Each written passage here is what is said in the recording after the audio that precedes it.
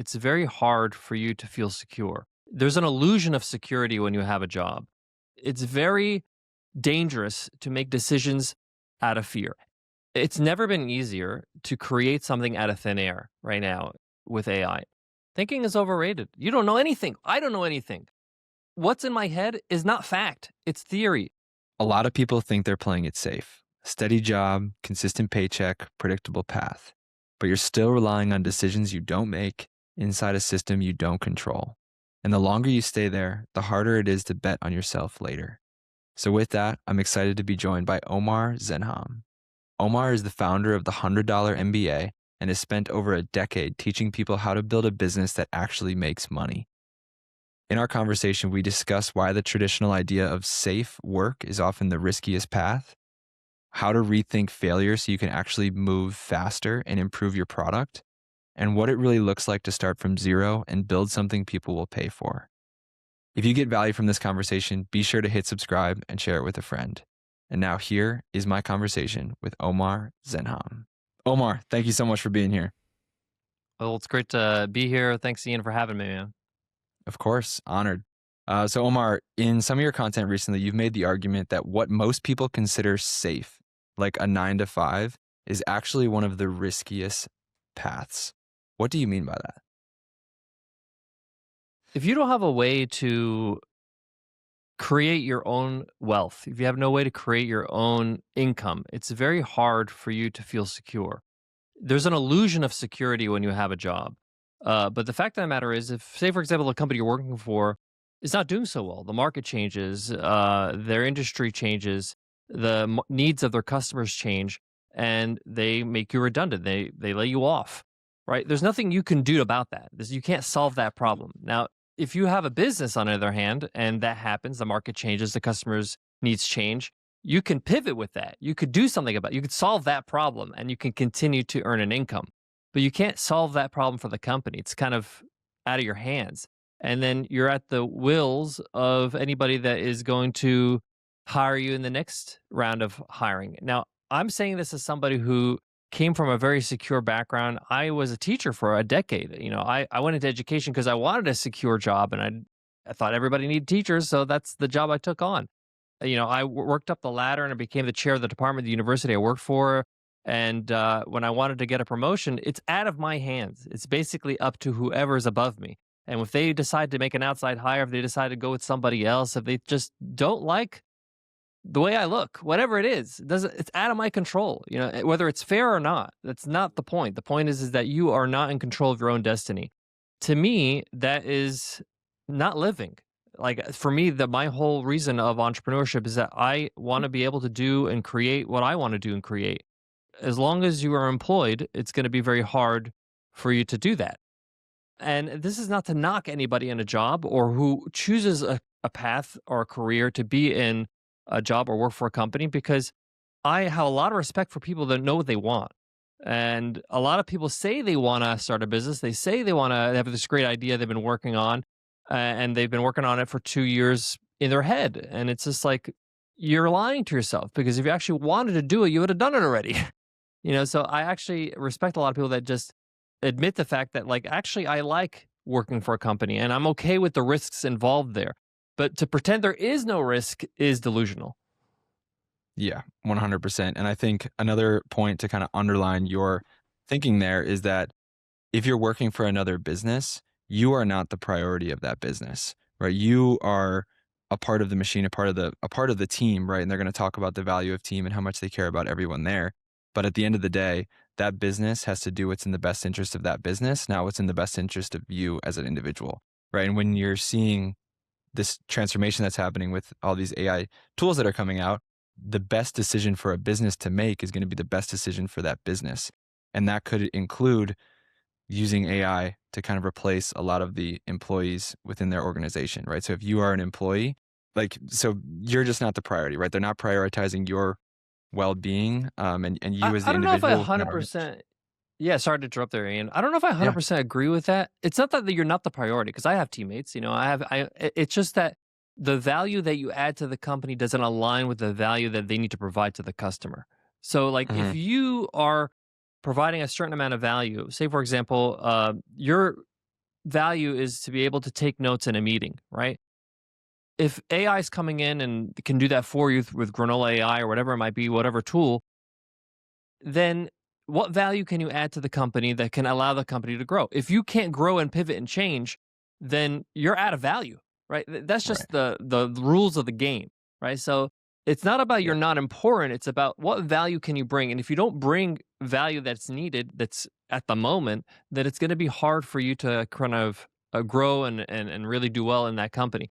Now, the thing about entrepreneurship is that what I love about it is that there's no lying, right? That you can't deny the marketplace. Like if the market doesn't like what you put out there, it's going to tell you by not buying your product. So there's no way around not being valuable. So you have to be constantly valuable, which means that you have to become valuable. That's why I think entrepreneurship is the number one personal development program in the world, because it forces you to become a better person and to continually evolve and get better, because that's what the market demands. Otherwise, you're not going to be valuable enough for customers to want what you have.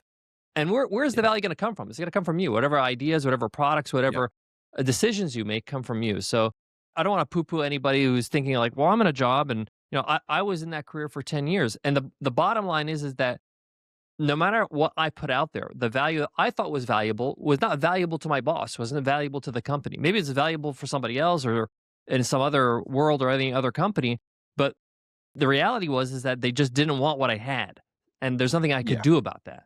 So you don't really have much autonomy. Yeah, and that autonomy piece is kind of more so what I was hinting at. But to add on to what you just shared, a great quote that I heard is that entrepreneurship is personal development wrapped in capitalism. That one really stuck with me because it's so true. It's like you're not going to grow more anywhere else than you will in the process of trying to build a business, just because everything kind of comes back to you. The extreme ownership idea, like you have to grow to become the person in order to operate a business to the level of scale that you want to get to. Going back to the like you not being a priority piece is they're not making the decisions of the business. Like when you're an entrepreneur, right, you get to ask yourself the question of what do I want to build? Like what is the outcome that I want to create in my life? Like what is the situation, the lifestyle that I want to create for myself? Hmm. Like you had kind of talked about it in your keynote, like Yeah. there's going to be sacrifices that you have to make, but like you are building this business for the purpose of enabling you to be able to live the lifestyle that you want to live. And if you're working for another business, that really isn't taken into account. You can have your own personal ambitions, your own personal goals, but they're Hmm. not going to be optimizing the business in order to enable that lifestyle that you want to live. Right. So another way to attack the angle of going and working a 9 to 5 is risky, I believe, is that it's, not really going to enable you to have that autonomy to be able to create the lifestyle or enable the lifestyle that you want to live, if that makes sense. Y- Yeah, I could see that perspective 100%. And if we just zoom out completely and we ask ourselves the question, like, our only non-renewable resources are time. So how much time am I willing to invest in a paycheck? I spent I was up to 32 years old until I left my teaching job and went full-time entrepreneur. And the thing about that transition is like it's my number one regret that I didn't do it earlier, because every day you delay it is another day you're not living the life you want. Is another day that you're now going after your dreams. Now, it might take you 5 years to get to the point, 5 years of building your business and growing and learning to get to the point where you feel like you're living the lifestyle you want or you're building the business that you want. But it doesn't deny the fact that the more you delay, the more those you're going to delay it by another day, another month, another year. Yeah. And I feel like when we delay things, often we delay it because we're afraid. We're afraid to take a decision. We're afraid to make a mistake. What if people don't like me? What are going to say? My family, my friends, all that kind of stuff. And my number one like rule and lesson I got out of my life is that it's very dangerous to make decisions out of fear. Anytime fear is in the equation, often it's the wrong decision.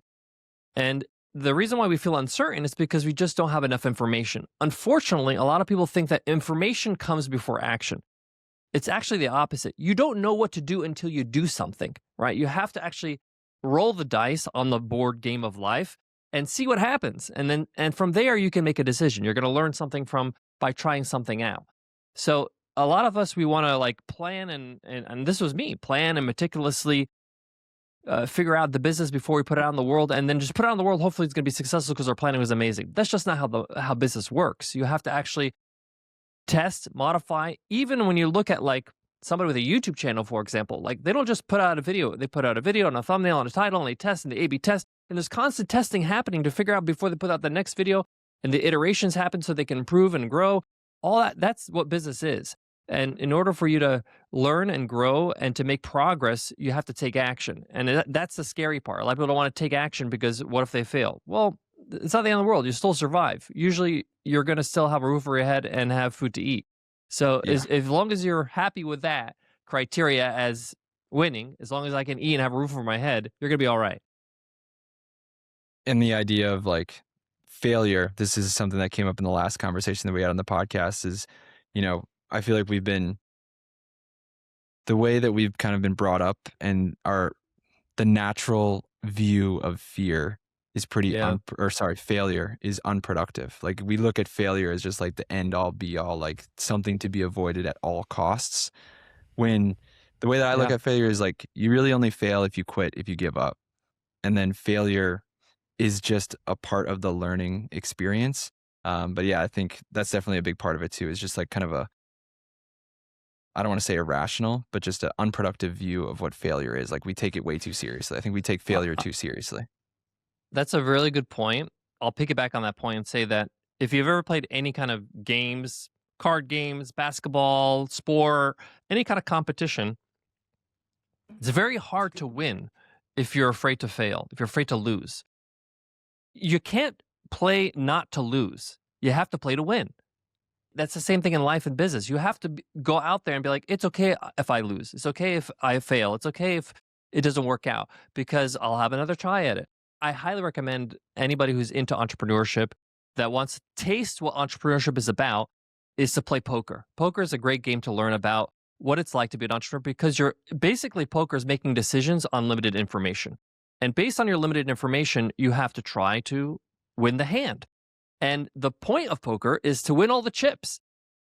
You want to win big pots. And you can't win big pots without taking big risks and putting yourself out there.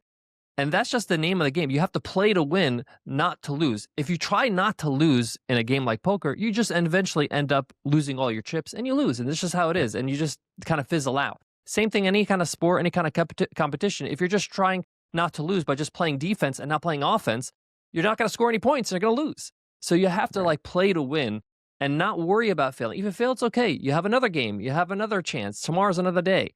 And the thing about business is you only got to win once, right? You only have to have a Yeah. successful idea, successful business on your hand that's monetizable and that's giving you enough profit to be able to build and grow and scale for you to win at it. And so it's worth losing a bunch of times to get that one win. And you can accelerate this process if you intentionally, through every failure, you look back and understand like what went wrong or what can you learn from that situation. To kind of piggyback off the poker analogy, right? You are learning from every mistake, right? Okay, what did I Right. get wrong there? And then, I love poker too, but you can learn more information about each individual every single time you get down to Yeah. showdown. You see what that person ended up having. Right now, that's just more information that you can use now in the future to make better decisions. Yeah. Yeah, Just seeing love it. things as Poker. like an experimentation. Exactly. Like, any inventor can tell you that, all the different experiments that failed led to the actual product that they created. It's not failure. It's just, I figured out how not to do it. Right. I love it. Yeah, there's definitely a quote that's maybe it was Thomas Edison or some great inventor. It's like, well, in order to create the light bulb, I figured out 10,001 ways not to create it before I figured Yeah. out how to actually do it. I Yeah. love it. Back to Which the is a idea great too. idea. Yeah. Yeah. This is a great Right. concept idea of this. Like, that's what it takes. I have to fail a bunch of times to eventually I'm going to get it right, even by Right. chance. Yep. And again, I feel like we need another word for it because I really do think that failure only happens when you quit. Like when you give up on Mm, yourself, when you give up on the dream, when you give up on something, like when you quit, when you stop, that is failure. Or maybe quitting is just the word. Like that we really should be scared of. It shouldn't be failing to accomplish something right away isn't mm. really the thing to be scared of. It's quitting and giving up and selling yourself short. So going back to the idea again about the initial question of why 9 to 5 is risky and then you had mentioned the fact that you wish you had started it sooner, but the idea, like everybody makes entrepreneurship and starting your business seem so glamorous when it's really not. It is the hardest, like it is, you're going to grow a lot from it because of how much it sucks and how challenging it is. And it's going to force you to grow in order to get to the next step and make progress. But that idea of every day that you don't do it is one more day that you're farther away from, Mhm. accomplishing that end result, accomplishing that lifestyle that it is that you want to live, also ties back into that point that we were again kind of beating to death of, if you're in an organization, your future, that lifestyle that you want to make is not the priority for them. So it's like you're almost just kind of sacrificing that vision of the future, that life that you want to be able to enjoy when you stay in there. But getting to a question is, with AI, with all of the job displacement that is happening, right? Say it's overblown, say it's not going to happen. It's probably going to end up being somewhere in the middle from what everybody's expectation is. There is going to be some of that happens. Like, I believe that the average number of employees per $1 million of revenue in a business is going to continue to go down or stay flat.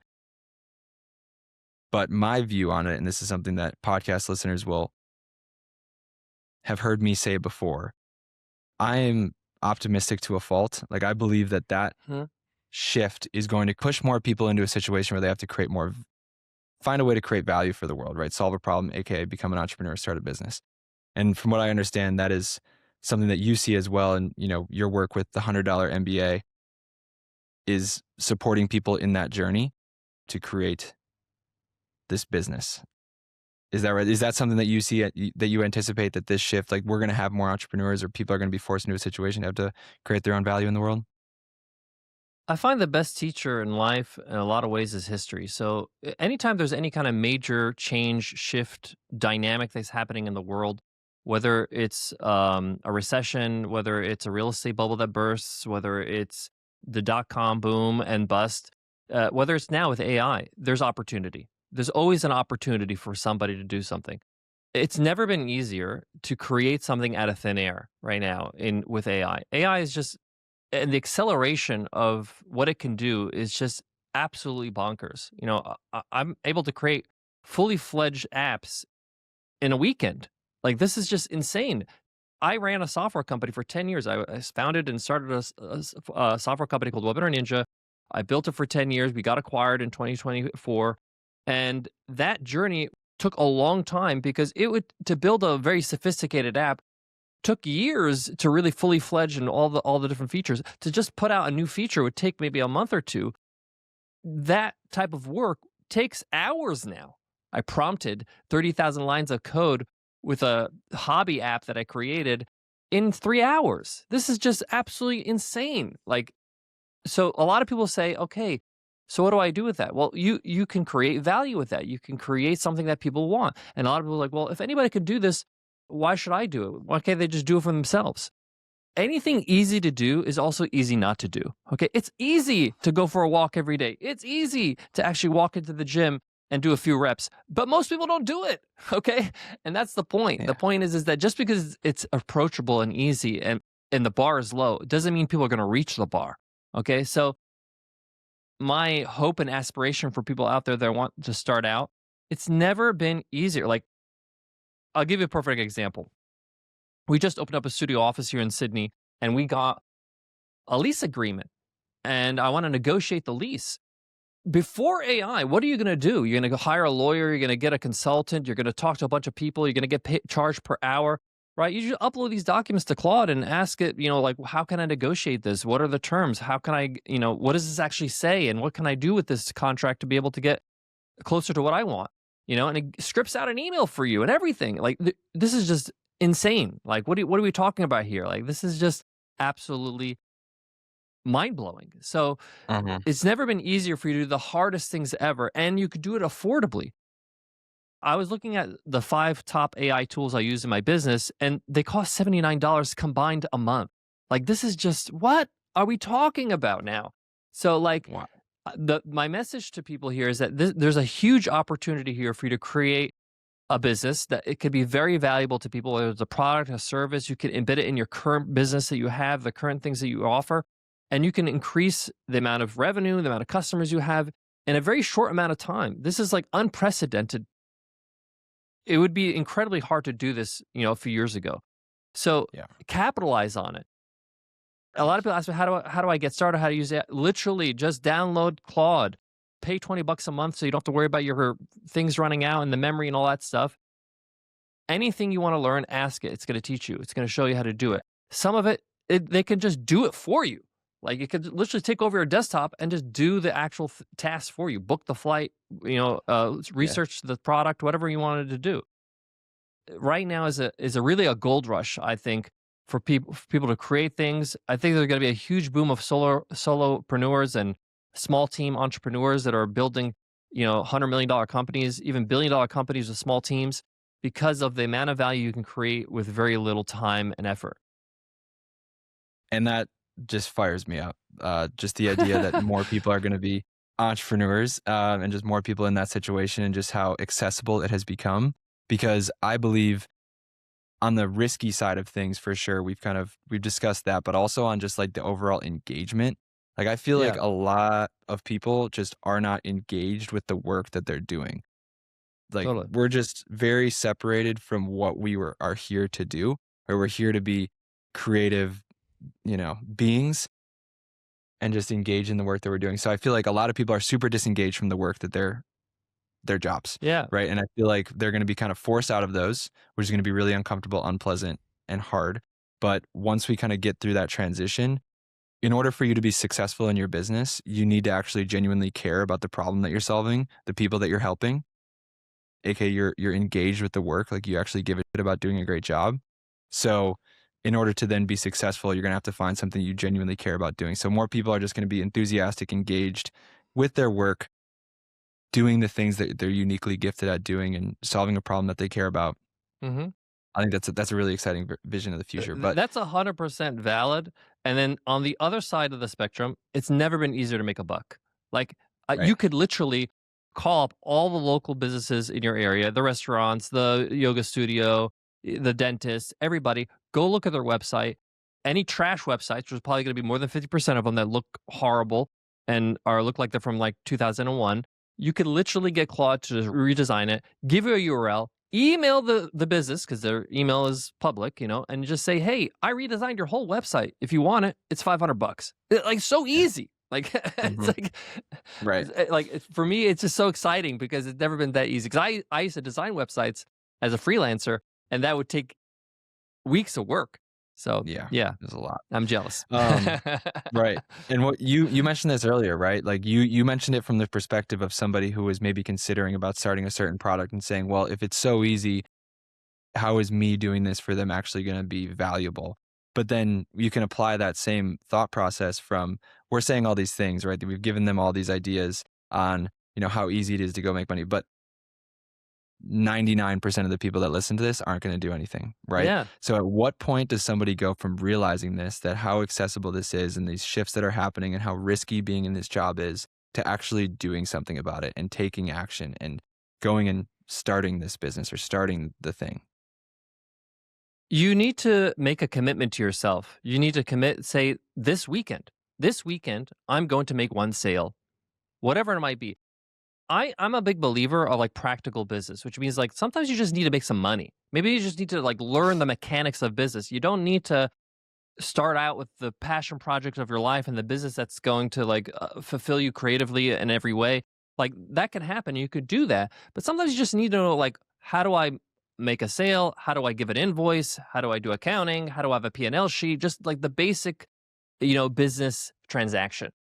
So just make a commitment. This weekend, I'm going to make a sale. I'm going to figure out how to make a sale and offer to somebody a service, a product, or whatever it might be. And choose something that people are already in pain with, that are already trying to solve for. So, for example, people need to wash their car every day. What if you hired somebody to come out and wash their car? People need to cut their lawns. It keeps growing month after month. Go ahead and do that. Pest control. I had somebody on my podcast, David Royce, who sold his pest control company for $500 million. We're talking about killing bugs. Like, you don't need to be the next TikTok. What I'm saying is, just as a thought experiment, What if I just offered some service, a cleaning service, and you don't have to do the work? You can find somebody to do the work and you pocket the difference. A handyman service. There's so many ways to do this, to do arbitrage of labor. And the point here is that just put yourself out there and see what it's like to ask somebody, hey, would you like this done? Learn from the experience. What are their pain points? Why they can't do that? Is it the schedule? Is it the timing? Are they afraid you're going to ding their car if you wash their car? Maybe they want to, maybe it's better for them to do it in their driveway rather than in your shop. Whatever it might be. The point is that think about just accomplishing one sale this weekend as an experiment. This doesn't have to be your business. It could be literally like printing a funny t-shirt and selling it to your friends. Like that is a business, just a transaction. So you can just get into the vibe of what it's like to be an entrepreneur and see how it is. And this is a baby step. And then from there you can say, okay, what's next? What else do I want to do? How else do I want to Yeah. make money? Yeah. So it starts by making that commitment. And I feel like you're only going to make that commitment if you have the desire, right? And that desire comes from you wanting to move away from pain or move towards some new pleasure, or creating some change, a desire to create some kind of change. And you're not listening to this podcast if you're not already there. You want to make a change. You want to learn something. You want to go change something. So yeah, I don't think we need to take any further steps back in the journey of where you start. So it starts by making a commitment and then sticking to that commitment, like keeping the promises that you make with yourself, is absolutely vital if you want to accomplish anything, right? Like you can think things through all you want, but you actually have to go in and do the work and do the I'm thing. a But big yeah, believer that thinking is overrated. Thinking is overrated. You don't know anything. I don't know anything. Like what's in my head is not fact. It's theory, right? So what is fact is doing. If I do something, I will get an output. I'll figure out what's happening, right? I actually learned this from teaching. Like how do I know my students are learning something? I got to get them to reproduce what I'm teaching. So do something first. Oh, I get it. You don't understand how to carry the one in the division. Okay, great. Let's go through that again. The point here is that you have to do to learn. The thoughts in your head, the ideas, they might seem brilliant in your head, but you're not your only customer. You need other people to buy. You need lots of other people to buy. And the only way to know that is to put it out in the world. Even if it's just like a waiting list page on a website where it's just like, would you be interested in signing up and getting like a founder's discount? People are not willing to put their email in, they're not willing to buy and put their money down. So that alone is just an experiment of seeing, hey, is somebody willing to buy my thing, my app, my product, my service? talking about getting started, if this is something that you want to do, a great place that you can start too is by going to the $100 MBA. When somebody gets started with the $100 MBA, what is the actual process that you guide them through, that you teach? What are the stages that Yeah. people move through to make this happen? I would say 95% of people that are listening right now don't need my program, which is a $100 MBA program. It's $100 a month. And it's basically everything I know concise. And it's just in a format. If you want like a fast track way to like get started, we have 3 tracks, just like start, grow, scale, depending on where you are in your journey. And it goes all the way up to $1 million in revenue. It's based on revenue. For the rest of the 95%, honestly, you could just consume the podcast, which is absolutely free. We created 2,700 episodes and counting. We've been doing this for over 11 years. We cover every topic of the sun, from Facebook marketing to how to fire an employee to, how to scale your business to how do you do the finances of your business? How do you find the right accountant? All that kind of stuff, right? A lot of people in the reviews and the emails I get build their whole business just listening to the free podcast because they're building and they're listening and they're moving along. But if you want to fast track, if you want to like get like the crash course and move as fast as possible, then the program is what we have it for. But I never openly really market the program because I honestly believe that most people are going to be great with the podcast and be okay with that. And those who want to go beyond that, they'll find the program themselves. Nice. Okay. Sounds good. Going to the starting point again, right? Something that has come up in conversations is when I remember thinking back to me when I was getting ready to graduate from college. I was applying for a bunch of jobs, doing interviews, not really excited about that idea of, going and, working in this big corporation. So I'm like, I want to start a business. Like I want to, and you're gung ho, you're, young, dumb, and, excited about getting your business started. So like, where do you start, right? You start by identifying a problem that you can solve for somebody, right? And this is an idea that we've discussed on the podcast. You start by identifying a problem that you can solve. And everybody is capable of solving a problem for other people because there have been a myriad of different problems that you've solved for yourself. Or maybe there's problems that you're solving in your current Right. job that you could then just go and solve for other people. But then you have clarity on that problem. And then the next big thing is selling. So this is something that I'm still working on and I need to get better at Hmm. is selling. So given that you've, had a podcast for 11 years, you've talked to a Yeah. bunch of people, you've probably learned a lot about sales. But like, what could you tell people who Yes. are getting ready to go have that first conversation where they're going to ask somebody to give them money to do a thing, aka sell? Yep. Like, what do you tell that person? This is an amazing question because the answer is very simple. See rule number one. Rule number one is the problem. And if you're having a hard time selling a product, it's probably means the problem is not big enough. It's not painful enough. If you have to explain the value, they should be stopping you. You should be saying, like, wait, wait, wait. Are you saying that you're going to solve this problem? How do I sign up? What do I got to do to get this what you're talking about? Because if you have a painful enough problem that you're solving, like think about the things you spend money on, right? You don't think about it, right? If you had to get surgery, you're going to get surgery because you want your limbs, right? If you broke your leg, you need to fix your leg. You want to walk around. It's a no brainer for you, right? It's like, I got to solve this problem. So you're going to pay for it. But it's also as simple as like we talked about, like you can't have an overgrown yard. You're gonna attract pests, snakes, rats. It's gonna just be a compounding problem. So you got to solve it. So somebody's got to come and cut and do the landscaping, right? It's a no-brainer thing. Like I don't have to think about, is this good value? Should I buy this? Should I not? All that kind of stuff. I like to tell people that when you're starting a business, the only thing that matters is margins, right? You need to have good margins, which means that you need to make enough profit so that it's worth your time and effort, but also enough for you to reinvest in the business so you can grow. A lot of people, they're stuck in a rat race where they're doing all the work themselves and they can't hire out because they just don't have enough margins to hire somebody to do the things that they don't want to do or shouldn't be doing. That's all it boils down to. A lot of people can't scale or grow because their margins are not thick enough. So how do you build a business that has large margins? Well, you got to build a business that solves a painful problem because people are willing to pay for painful problems, whether they're like reoccurring problems, daily problems, issues, things like that. So for example, my software company, Webinar Ninja, that we sold, we had a software that we started in 2014 that helped you run webinars, right? Now, what we did is that we created the problem that we were solving is that most people at the time, this is before Zoom, if they wanted to run a webinar, they would have to create a landing page on their landing page software. They would have to have an email sequence that would automatically trigger when they register, and then they would have to use another software to do the chat because they're using like GoToMeeting. And then from there, they have to record it somehow, and then they got to send the recording. And they don't really know who attended, who did not attend. So they're just hoping, they don't notice the fact that they're sending the email to everybody. Then they have to do some sort of way to send offers. There's all these little small softwares they had to hodgepodge and Frankenstein together to make it all work. And most people just thought it was not enough effort. It's too much effort for the payoff. So we created a software that did all that for them, plus the video streaming and all that kind of stuff. And it solved a painful problem and the upside is that if I do this right and I don't have any pain, I'm going to make money. So I'm willing to pay for this product because every time I run a webinar, I make money. As you can see, this is me building a business that allows me to roll the boulder down the hill rather than up the hill. I know. So when you're thinking about what you're offering, think about what is a product or a service or something that's going to solve a big enough pain.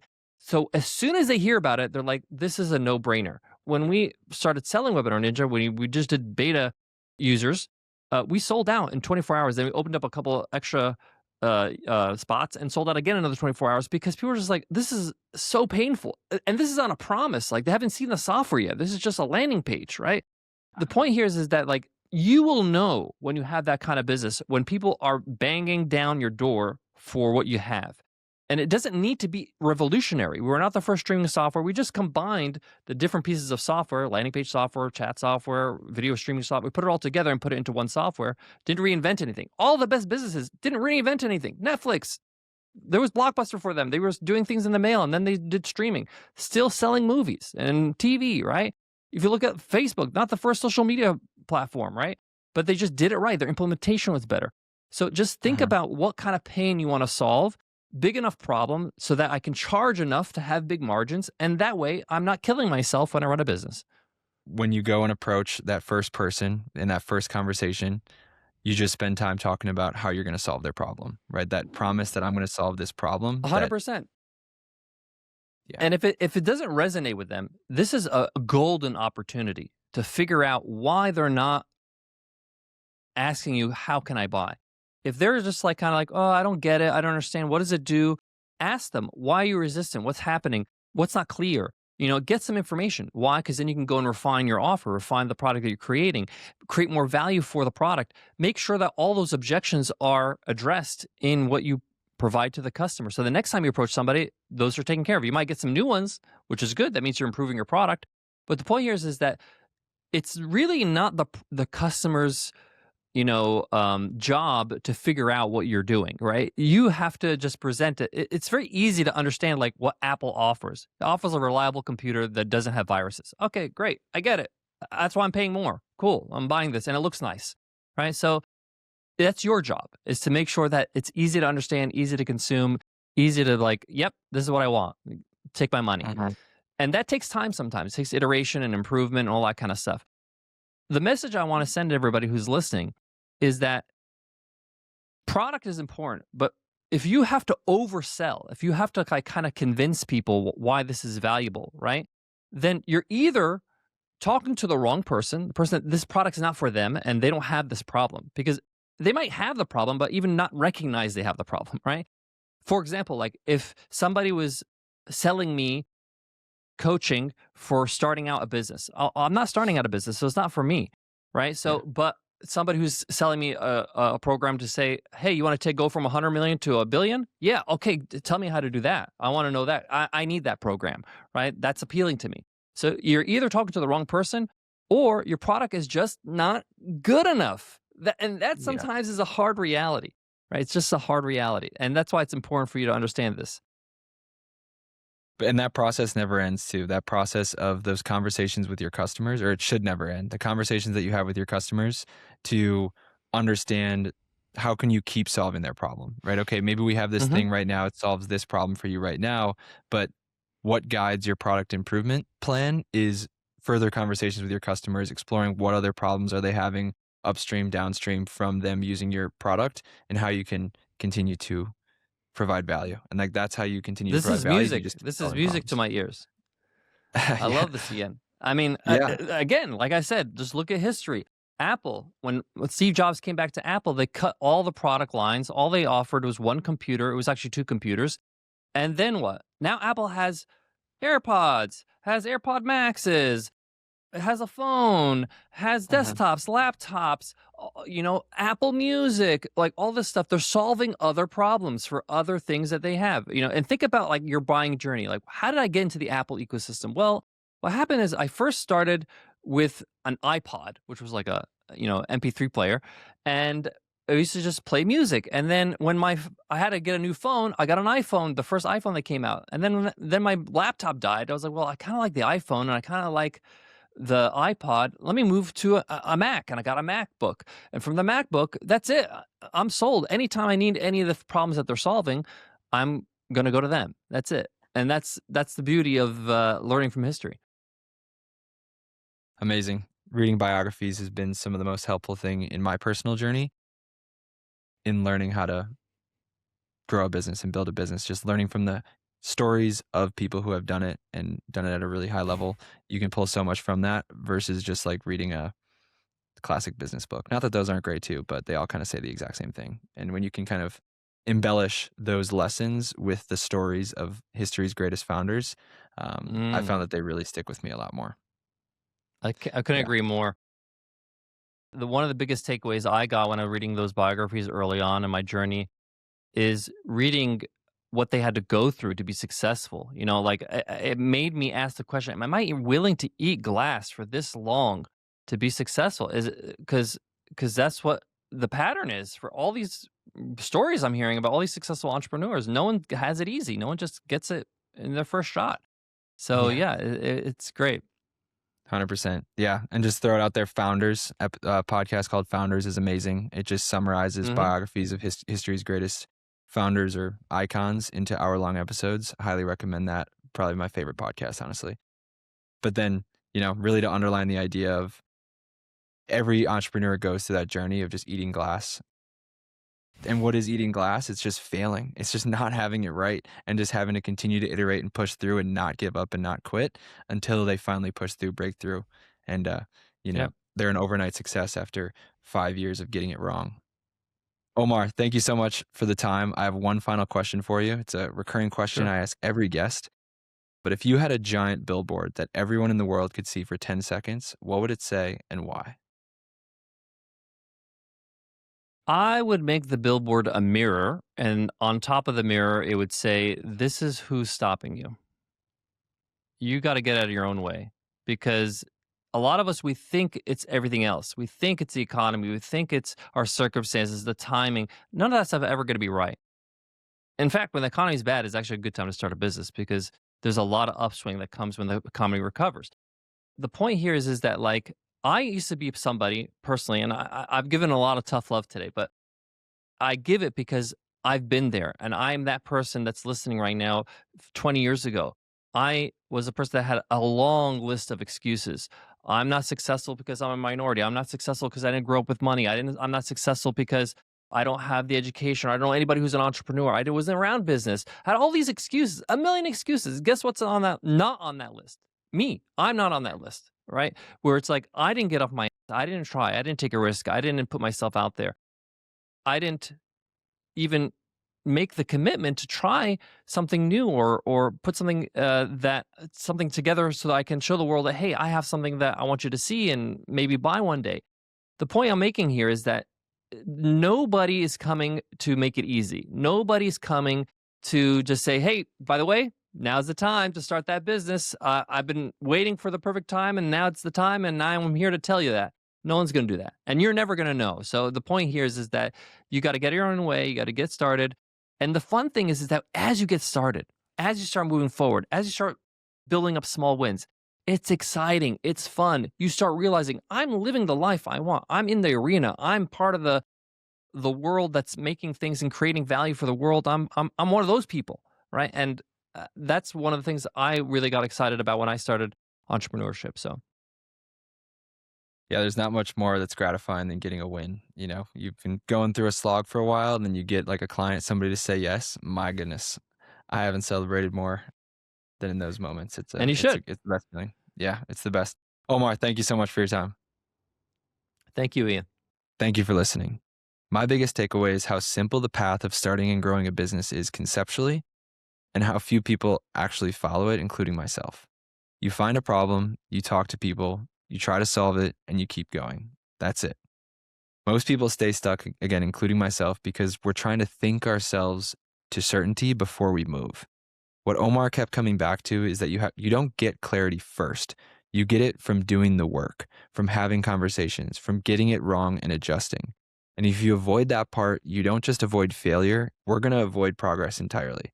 And that's the trade-off that most of us are making without realizing it, right? We're trying to protect ourselves from the hard conversations, from the rejection. We're trying to build up this idea in our head and get it perfect before we go face somebody when we're never going to be able to do it alone. We have to talk to people. And we have to put it out there and ask the people who are going to buy it if, hey, would you buy it? If you want to get connected with Omar, you can find him at 100mba.net and through the $100 MBA show. Both will be linked in the description of this episode. And if you run a coaching program, course, or mastermind, and your clients aren't completing the work, download the free program execution system toolkit in the description. It shows you how to install execution infrastructure so clients actually follow through and get results. Thank you for listening, and I'll see you in the next one.